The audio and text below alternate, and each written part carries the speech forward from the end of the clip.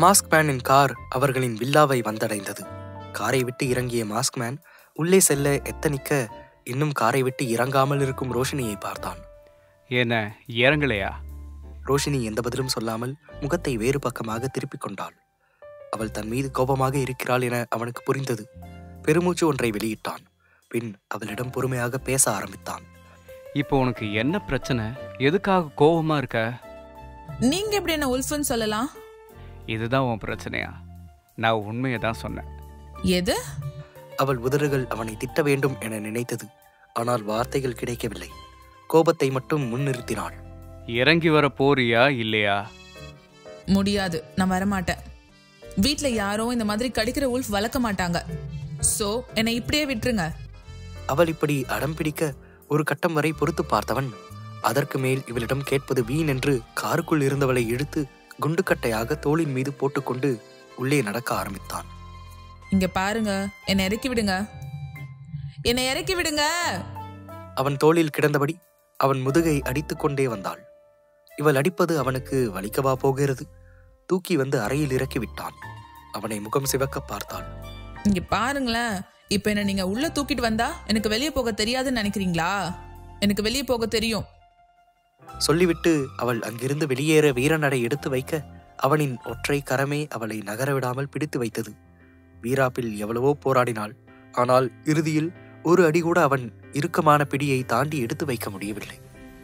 என்ன நீ ஓவரா பண்ணிட்டு இருக்க?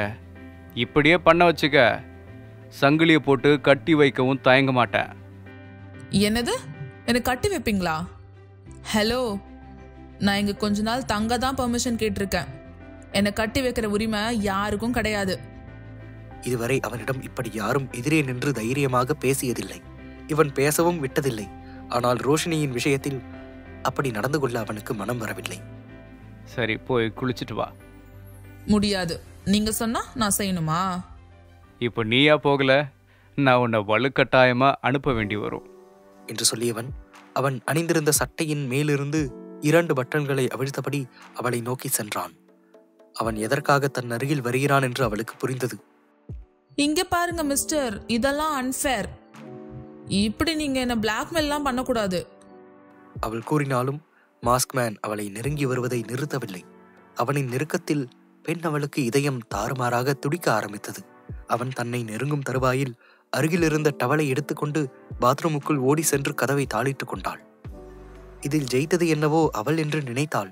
ஆனால் ஜெயித்தது இவன்தான். இரவு இருவரும் டைனிங் ஹாலில் அமர்ந்திருக்க அங்கிருந்த வேலையால் உணவு பரிமாறினார். அவன் மீதி இருக்கும் கோபத்தால் முகத்தை இன்னும் தூக்கி வைத்துக் கொண்டுதான் அமர்ந்திருந்தாள். பரிமாறிய உணவையும் ஏதோ கடலுக்கென சாப்பிட அங்கிருந்த வேலையாளை பார்த்து கண் காட்டினான் மாஸ்க்மேன். பின் உள்ளே சென்றவர் ஒரு பவுல் நிறைய சிக்கன் பீஸை எடுத்து வந்து அவன் முன்னால் வைத்தார். அதுவரை உணவில் கவனமில்லாத ரோஷினிக்கு அப்பொழுதுதான் கவனமே வந்தது. மாஸ்க்மேன் அவளை கண்டுகொள்ளாமல் அதிலிருந்து சிக்கன் பீஸை தனக்கு மட்டும் வைத்து சாப்பிட இதை பார்த்த ரோஷினியின் வாயிலிருந்து எச்சி ஊற ஆரம்பித்தது. தனக்கும் வைப்பானா என ஆவலுடன் பார்த்தாள். ஆனால் அவன் வைக்கவில்லை. பசி என்றால் 10ம் பறந்து செல்லும் என்பார்கள். இவளுக்கு சிக்கன் என்றால் கோபமும் காற்றோடு சென்றுவிட்டது போலும். இங்க பாருங்க, எனக்கு இது எனக்கு மட்டும்தான். உங்களுக்கு மட்டுமா? நீங்க ஒத்தால அதுல இருக்க எல்லாத்தையும் சாப்பிட்டுவீங்களா? அவன் அப்படி சொல்லியதும் ரோஷினிக்கு முகமே இல்லை. ஒவ்வொரு வாய் அவன் கடிக்க கடிக்க இவள் வாயிலிருந்து எச்சில் ஊறியது. ஒரு கட்டத்தில் அவன் அந்த பவுலில் இருந்த அனைத்தையும் தீர்த்து விட்டான். கோபம் மீண்டும் தலைக்கேறியது. எனக்கு சாப்பாடு வேணாம், ஒண்ணு வேணாம், நீங்களே எல்லாத்தையும் போட்டு சாப்பிடுங்க. கோபமாக கூறிவிட்டு அங்கிருந்து எழுந்து செல்ல அவளின் கையை பிடித்து இழுத்தவன் அவளை தன் மடியில் வலுக்கட்டாயமாக அமர வைத்தான். இங்க பாருங்க, டோன்ட் டச். எனக்கு நீங்க சிக்கன் தரல. உனக்கு இன்னும் இருக்கு. சற்று புன்னகைத்தபடியே அவளிடம் கூற கண்கள் மின்ன அவனை பார்த்தாள் ரோஷினி. என்ன சொல்றீங்க? இன்னும் இருக்கா? சாரி, நான் உங்களை தப்பா நினைச்சிட்டேன். எங்க இருக்கு? மாஸ்க்மேன் பின்னால் என்பது போல் கண்ணசைவு செய்ய ஆர்வத்துடன் திரும்பி பார்த்தாள். ஆனால் அடுத்த நொடியே அவள் முகம் சட்டென்று சுருங்கிவிட்டது. அது அவன் தட்டில் அவன் பாதி கடித்து மீதம் வைத்திருந்த பீஸ். மீண்டும் வேதாளம் முருங்கமரம் ஏறிய கதையானது.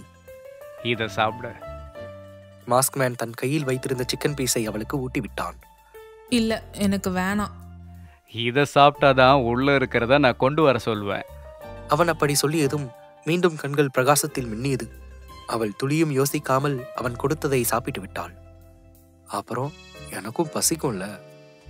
சமையல்காரர் உள்ளே சென்று இன்னொரு பவுலிலிருந்து சிக்கன் துண்டுகளையும் எடுத்து வந்தார். ஆஹா, வாடி வாடி என் செல்ல குட்டி. அவள் அவனை விட்டு எழுந்திருக்க முயன்றாள். ஆனால் மாஸ்க்மேன் விடவில்லை. என்ன என்பது போல் அவனை பார்த்தாள். இங்கேயே உட்காந்து சாப்பிடு. ஆனா என்னோட இடம் அது. சிக்கனா இல்ல உன்னுடைய இடமா? இதுல என்ன டவுட் பாஸ்? சிக்கன் தான் முக்கியம். அவள் துளியும் யோசிக்காமல் சொல்லிவிட்டு அவனுடைய மடியிலேயே அமர்ந்து சிக்கனை ரசித்து ருசித்து சாப்பிட ஆரம்பித்தாள். மாஸ்க்மேனிடம் இதுவரை யாரும் இவ்வளவு கேஷுவலாக பேசியதில்லை. இப்பொழுதெல்லாம் அவளிடம் பேச வேண்டும் என்று மனம் ஆசைப்படுகிறது. அடிக்கடி பார்க்க வேண்டும் என்று தோன்றுகிறது. இப்பொழுது கூட பெண்ணவளின் பட்டு போன்ற மென்மையான கூந்தல் அவளை பார்க்க விடாமல் இடையூறாக இருக்க, அதை சற்று ஒதுக்கிவிட்டவன் அவளின் இடை வளைவுக்குள் கைவிட்டு வயிற்றோடு சேர்த்து அணைத்து கொண்டான். சாப்பிடும் மும்முரத்தில் இருந்தவளுக்கு அதை கவனிக்க நேரமில்லை. ஏதோ பல நாள் சாப்பிடாதவள் போல் அதை வேட்டையாடி கொண்டிருந்தாள். இன்னொரு பிளேட் கொண்டு வர சொல்லவா? வாயில் உணவை அடக்கியபடி அவனை ஆச்சரியத்துடன் பார்த்து கூறினாள். அவளின் இதழோரம் படிந்திருந்த உணவை தன் கட்டை விரல் கொண்டு துடைத்து விட்டவன் சமையல்காரரை பார்த்து கண்ணசைவு கொடுக்க, அவரும் சரி என்று அடுத்த பிளேட் சிக்கனை எடுத்து வந்தார். ரோஷினிக்கு டபுள் குஷி ஆனது. அண்ணா, நான் ஏற்கனவே சொல்லணும்னு நினைச்சேன். நீங்க ரொம்ப நல்லா சமைக்கிறீங்க. சூப்பர். ரோஷினி அப்படி சொல்லவும் சமையல்காரர் சற்று அசடு வழிய அடுத்த நொடி தன் முதலாளியின் முகத்தில் தெரிந்த இறுக்கத்தை பார்த்து அமைதியானார்.